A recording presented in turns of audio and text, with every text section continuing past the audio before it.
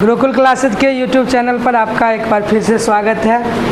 पिछले वीडियो में हमने एसी जनरेटर की बात की थी, जिसमें हमने पढ़ा था कि एसी जनरेटर में एक ऐसा करंट उत्पन्न हुआ जो कि टाइम के साथ प्रत्येक आधा चक्कर के बाद डायरेक्शन बदल रहा था, और उसे हमने कहा अल्टरनेटिंग करंट। क्या कहा? अल्टरनेटिंग। वहाँ जो हमने वोल्टेज का इक्वेशन डिराइव किया तो वह आया था E is equal to E naught sine omega t. E is equal to E naught sine omega t. Actually में आया था E is equal to N B A omega sine omega t. N B A omega sine omega. Induce voltage जैसे ही कहे तो आपके दिमाग में यह इक्वेशन आ जाना चाहिए। N B A omega sine omega. N number of turn था, बी मैग्नेटिक फील्ड था, ए एरिया था, ओमेगा एंगुलर स्पीड था और साइन ओमेगा टी। तो हमने देखा कि यह जो ई जो है वोल्टेज जो है वो फंक्शन है साइन का। यदि हम इसका ग्राफ बनाएं तो यह ई और टी का ग्राफ कुछ वैसा ही होगा जैसा ग्राफ साइन का होता है। अब अगर इसमें हम रेसिस्टेंस से भाग दे दें तो हमें पता है कि वोल्टेज बाय रेसिस्टेंस क्या होता है? करंट। तो I बराबर हो जाएगा I naught sine omega T. I बराबर आई नोट साइन। तो जैसे ही इंड्यूस वोल्टेज या इंड्यूस करंट की बात करें तो आपके दिमाग में आ जाना चाहिए I बराबर I naught sine omega t, E बराबर E naught sine. Induce voltage E naught sine omega t और इंड्यूस करंट जो होगा वो I naught sine omega t. I naught sine omega. Induce current होगा I naught sine omega t और induce voltage होगा E naught sine omega t. यदि graphical representation देखें तो ई का मान जो होगा वो आई से क्या होगा? बड़ा होगा, क्योंकि रेसिस्टेंस से भाग देने पर आई प्राप्त होता है। तो नेचर दोनों का सेम ही होगा, लेकिन इसका जो ग्राफ होगा ई का वैल्यू बड़ा होगा पीक वैल्यू, और आई का जो पीक वैल्यू होगा वो ई नोट से क्या होगा? छोटा होगा। तो ई का मैक्सिमम मान कहलाएगा ई नोट और आई का मैक्सिमम मान कहलाएगा आई नोट। उसी को हम लोग पीक वैल्यू करते हैं और हमारा 7वां चैप्टर यहीं से स्टार्ट होता है, अल्टरनेटिंग करंट। क्या अल्टरनेट। तो अभी जो तीसरा चैप्टर में हम लोग करंट पढ़े थे तो वह ऐसा करंट था जिसका न तो मान बदल रहा था और न ही डायरेक्शन। तो वह करंट जिसका मान भी फिक्स है, कांस्टेंट है, और डायरेक्शन भी फिक्स है कहलाएगा डायरेक्ट करंट। क्या कहलाएगा? Direct current. और हमने डायरेक्ट करंट का हिंदी में रूपांतरण किया दिष्ट धारा। क्या दिष्ट धारा। तो डायरेक्ट करंट तीसरा चैप्टर जो हमने थ्योरी डिराइव किया वो क्या था? Direct current. क्या था? Direct current. और यहाँ पर एक ऐसा करंट हुआ जिसका मान भी बदल रहा है और डायरेक्शन भी बदल रहा है। तो the current whose magnitude as well as direction changes periodically. समय के साथ निश्चित समय अंतराल के बाद जिस करंट का मान भी बदले और डायरेक्शन भी बदले क्या कहलाएगा? Alternating current. क्या कहलाएगा? हिंदी में आप इसको पढ़े थे प्रत्यावर्ती धारा। क्या पढ़े थे? प्रत्यावर्ती धारा। तो एक हो गया डायरेक्ट करंट, एक हो गया जो कभी नहीं बदले, न मैग्नीट्यूड से न डायरेक्शन से, हो गया डायरेक्ट करंट। क्या हो गया? जिसका मान भी बदल रहा और डायरेक्शन भी निश्चित समय अंतराल के बाद बदल रहा, वो हो गया अल्टरनेटिंग करंट। तो डायरेक्ट करंट का ग्राफ होगा स्ट्रेट लाइन। डायरेक्ट करंट का ग्राफ होगा स्ट्रेट लाइन और अल्टरनेटिंग करंट का ग्राफ होगा साइनसॉइडल, या हमने चर्चा की थी रेक्टेंगुलर पल्स टाइप, या नहीं तो स्क्वायर, या नहीं तो ट्रेंगुलर। लेकिन एक चक्र जो होगा आधा चक्र प्लस होगा, अगला आधा चक्र क्या होगा? अल्टरनेटिंग जो भी होगा, चाहे वह वोल्टेज हो चाहे वो करंट हो, तो फर्स्ट फेज अगर पॉजिटिव रहेगा तो सेकेंड फेज क्या होगा, निगेटिव। तो इसी कारण यही अंतर है डायरेक्ट करंट में और अल्टरनेट। तो डायरेक्ट करंट को खोजने का श्रेय Thomas Alva Edison, alternating current Tesla, Nikola Tesla. कौन? Nikola Tesla.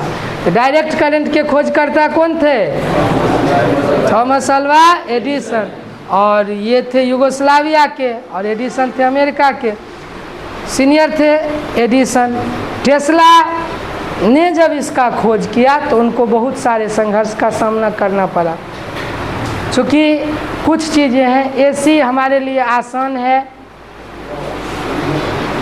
एसी सेंड करना आसान है, पावर सेव करता है, लेकिन एसी का नुकसान है कि यह खतरनाक था और इतना सेफ्टी सिस्टम उस समय में अवेलेबल नहीं था, इसलिए इनको बहुत ज़्यादा संघर्ष करना पड़ा। क्योंकि डायरेक्ट करंट जो है वो नेचर से होता है रिपल्सिव नेचर का। किस नेचर का? रिपल्सिव नेचर का। और अल्टरनेटिंग करंट जो होता है वो एट्रैक्टिव नेचर का। AC is more dangerous than DC. AC जो होगा वो डीसी से क्या होगा? ज़्यादा डेंजरस, खतरनाक होगा। मरेगा किससे? एसी से। किससे? डीसी में क्या होगा? रिपेल करेगा, झटका देगा। आप देखते होंगे कि झटक के दूर चला गया, तो वो किसका काम है? डीसी। किसका काम है? डीसी। तो डीसी रिपेल करता है और एसी क्या करता है? अट्रैक्ट करता है। समझ में आया? तो एसी में हमने डिफाइन, एसी जैसे ही कहा, एसी वोल्टेज क्या हो गया? तो ई नोट साइन ओमेगा टी, आई बराबर आई नोट साइन ओमेगा, आई बराबर आई नोट, आई बराबर आई नोट साइन। अब यहाँ से हम लोग अल्टरनेटिंग करंट के एवरेज वैल्यू की बात करते हैं। चूँकि यह मान बदल रहा है, फिक्स तो है नहीं, तो ये आई मतलब हो गया इंस्टेंटेनियस करंट। क्या हो गया? क्या हो गया? Instantaneous current. आई मतलब इंस्टेंटेनियस करंट, ई मतलब इंस्टेंटेनियस वोल्टेज, इंस्टेंटेनियस वोल्टेज। आई नोट मतलब पीक वैल्यू ऑफ करंट। क्या हो गया? Peak. E note peak value of voltage, peak value of, peak value of, peak मतलब क्या? मैक्सिमम। पीक मतलब मैक्सिमम। एवरेज वैल्यू हमने डिफाइन किया। एवरेज वैल्यू जो है वो किसी एसी का कंप्लीट साइकिल में क्या होता है? जीरो। क्या होता है? क्यों? अगर फर्स्ट साइकिल पॉजिटिव होगा तो सेकेंड साइकिल क्या होगा? निगेटिव। चूँकि ये हो गया जीरो, ये हो गया पाई, ये हो गया 2 पाई, तो 0 से 2 पाई के बीच में एवरेज वैल्यू जब निकालेंगे साइन का ले या कॉस का, तो वो हमेशा क्या होगा? जीरो। क्या होगा? क्या होगा? जीरो। इसलिए एवरेज वैल्यू जो एसी का है वह फुल साइकिल के लिए डिफाइन नहीं किया जा सकता, उससे कोई बहुत ज़्यादा जानकारी हमको मिलने वाला नहीं है। तो यह केवल हाफ टाइम के लिए। ये हो गया पाई कब? तो T/2। ये हो जाएगा कितना? पूरा टाइम पीरियड। एक चक्कर में लगने में जो समय लगेगा वो क्या कहलाता है? Time period. यहाँ पे मैक्सिमम पर कब जाएगा? तो कितना पे? T/4 पे। कितना पे? T/4। फिर 0 पर हो जाएगा, कहाँ पर? T/2 पर। फिर 3T/2 पर क्या? 3T/4 पर माइनस टी पर से माइनस आई नोट पर चला जाएगा, और 2 पाई पर फिर क्या होगा? 0 पर आ जाएगा। मेन ग्राफ का खेल है। ग्राफ जितना आपका अच्छा रहेगा, इलेक्ट्रिकल इंजीनियरिंग मूलतः इसी कंसेप्ट पर बेसिस रहता है, इसी का निश्चित रूप से आपको इसका जानकारी जितना बेटर रहेगा, इलेक्ट्रॉनिक्स के जो आउटपुट आने वाले हैं उसको आप उतने आसानी से, कोई भी इलेक्ट्रिकल डिवाइस जो आपको आउटपुट देने वाले हैं उसको आप आसानी से कैलकुलेट कर सकते हैं। यहाँ पर आई एवरेज जब हम आधा टाइम पीरियड के लिए निकाल, ये किसके लिए है? आधा टाइम। पूरा के लिए कितना होता है? 0। ये क्वेश्चन में ध्यान रखना। अगर सीधे दे दे एवरेज वैल्यू ऑफ एसी, तब लिखेंगे 2I नोट बटे पाई, मतलब 0.637 I note, 0.637 I notes. That means average value of AC is 0.637 times off peak value of current. Peak value का 0.637 टाइम्स गुना होगा। कंप्लीट साइकिल के लिए देगा तो रिजल्ट क्या हो जाएगा 0। पूरा टोटल टाइम पीरियड के लिए क्या हो जाएगा 0। इसलिए एवरेज वैल्यू से हमको बहुत ज़्यादा जानकारी नहीं। एवरेज वैल्यू का परिभाषा क्या है, तो एसटीडी करंट का वह मान जितना किसी सर्किट में चार्ज सप्लाई करे, जितना कि एसी अपने आधे टाइम पीरियड में उसी सर्किट को चार्ज सप्लाई करे, वह कहलाएगा क्या, एवरेज वैल्यू। क्या कहलाएगा, क्या कहलाएगा, मतलब एसी किसी सर्किट में अपने टाइम पीरियड में जितना चार्ज सप्लाई करता है, डीसी जितना चार्ज उसी सर्किट को सप्लाई करेगा, वो कहलाएगा उसका क्या, एवरेज वैल्यू। क्या कहलाएगा, एवरेज वैल्यू किसके लिए डिफाइन है, हाफ टाइम पीरियड के लिए। किसके लिए, हाफ टाइम पीरियड के लिए। कितना होगा, 2I नोट बट्टे पाई, 2I नोट बट्टे 2I नोट बट्टे 2I नोट बट्टे, या हो जाएगा 0.637 I नोट। कितना हो जाएगा, 0.637 I नोट। कितना हो जाएगा, कितना आ जाएगा, 0.637 I नोट। क्या आ जाएगा, 0.637 I नोट। और अगर कंप्लीट साइकिल के लिए पूछेगा क्या हो जाएगा, 0। क्या हो जाएगा, क्या हो जाएगा, 0। आरएमएस वैल्यू, इसीलिए हमने इफेक्टिव वैल्यू को डिफाइन किया। इसी को कहते हैं आरएमएस वैल्यू, इसी को कहते हैं इफेक्टिव वैल्यू, इसी को कहते हैं वर्चुअल वैल्यू। क्या कहते हैं, वर्चुअल वैल्यू, इफेक्टिव वैल्यू या RMS value. Effective value, virtual value या आरएमएस का पूरा नाम रूट मीन स्क्वायर वैल्यू। क्या हो गया, क्या हो गया, रूट मीन स्क्वायर। क्या हो गया, रूट मीन स्क्वायर, मतलब स्क्वायर करिए, मीन निकालिए और उसका रूट करिए। इसका डिफिनीशन है कि कोई सर्किट, इसका पूरा टाइम देखिए, ध्यान दीजिए, एवरेज वैल्यू केवल डिफाइन है हाफ टाइम पीरियड के लिए। किसके लिए, और आरएमएस वैल्यू डिफाइन है पूरा टाइम पीरियड के लिए। किसके लिए, पूरा। एसी किसी सर्किट में, किसी इलेक्ट्रिकल सर्किट में अपने पूरे टाइम पीरियड के दौरान जितना हीट उत्पन्न करेगा, डीसी का जो मान उतना ही हीट उसी सर्किट में उत्पन्न करेगा उतना ही टाइम में, वो कहलाएगा क्या, आरएमएस वैल्यू। क्या कहलाएगा, क्या कहलाएगा, एवरेज वैल्यू डिफाइन है किसके लिए, चार्ज के लिए। किसके लिए, किसके लिए, चार्ज के लिए। किसके लिए, चार्ज के लिए। किसके लिए, चार्ज के लिए। और आरएमएस वैल्यू डिफाइन है किसके लिए, हीट के लिए। किसके लिए, हीट चूँकि स्केलर है, हीट में आपको पॉजिटिव निगेटिव का बहुत ज़्यादा इफेक्ट नहीं पड़ता। तो एवरेज वैल्यू डिफाइन है केवल हाफ साइकिल के लिए, और आरएमएस वैल्यू डिफाइन है फुल टाइम पीरियड या फुल साइकिल के लिए। तो आरएमएस वैल्यू कितना आया था, I नोट बट्टे √2, I नोट बट्टे I नोट बट्टे I नोट बट्टे I नोट बट्टे। अब पूछेगा question, what is the relation between average value and peak value.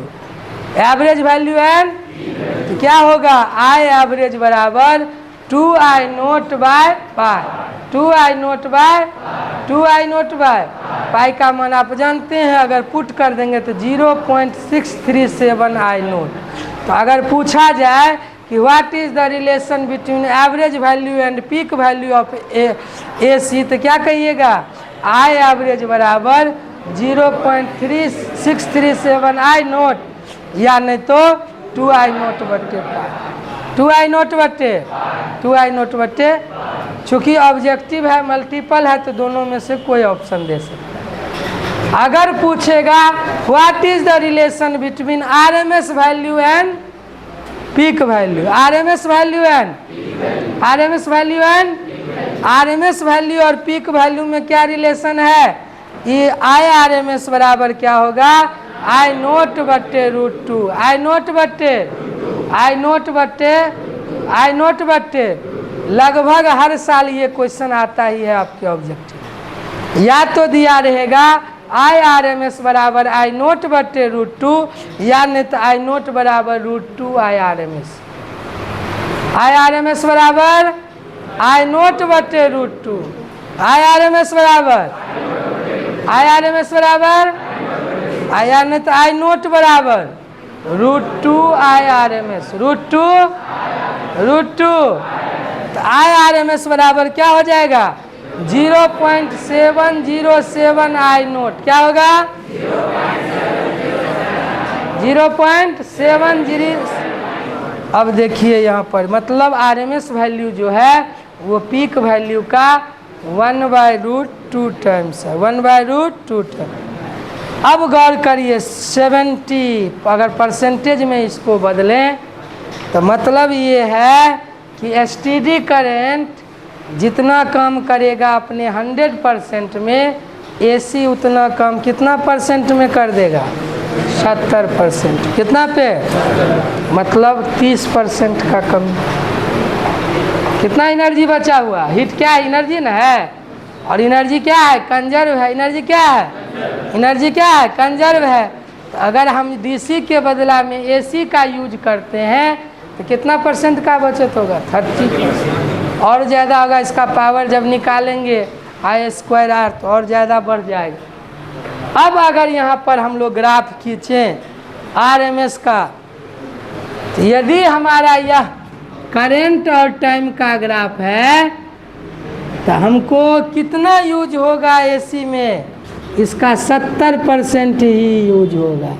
तो ये अगर I0 है तो कितना हो जाएगा IRMS, इफेक्टिव वैल्यू कितना होगा उसका 70%। कितना 7, चूँकि √2 का मान आप जानते हैं 1.414, 1.4 मान रखिएगा, दशमलव को चेंज करिएगा तो आएगा 0.70। यदि IRMS का ग्राफ खींचेंगे तो यह पीक का कितना होगा, केवल कितना होगा 70% ही होगा। कितना होगा 70। समझ में आया, कोई दिक्कत। अब आपके बोर्ड एग्जाम में क्वेश्चन आएगा what is the ratio of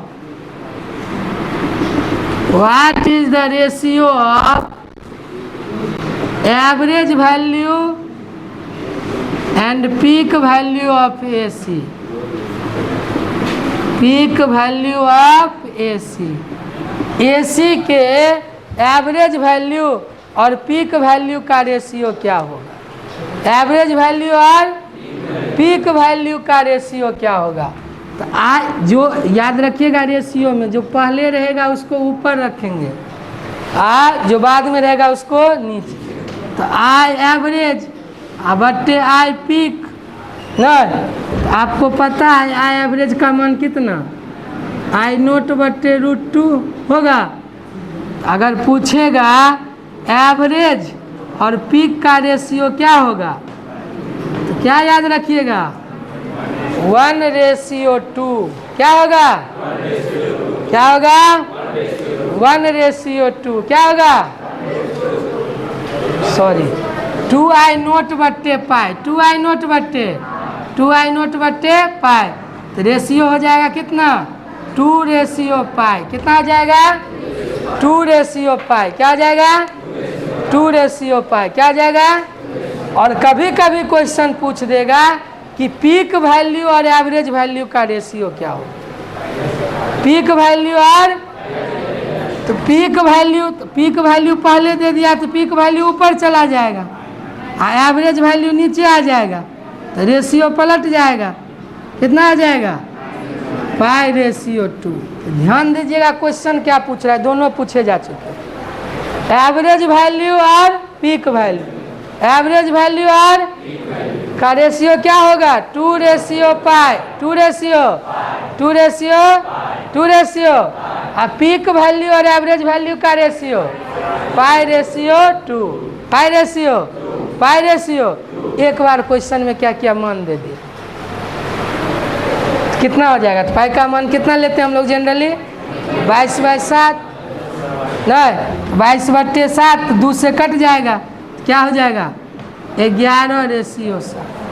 कितना हो जाएगा 11:7। कितना हो जाएगा ये कभी कभार जनरल कभी कभार के केस में देता है। जनरली आपको याद रखना है एवरेज और पीक का रेशियो क्या होगा 2:पाई 2:2 और पीक और एवरेज का क्या होगा पाई/2 पाई/।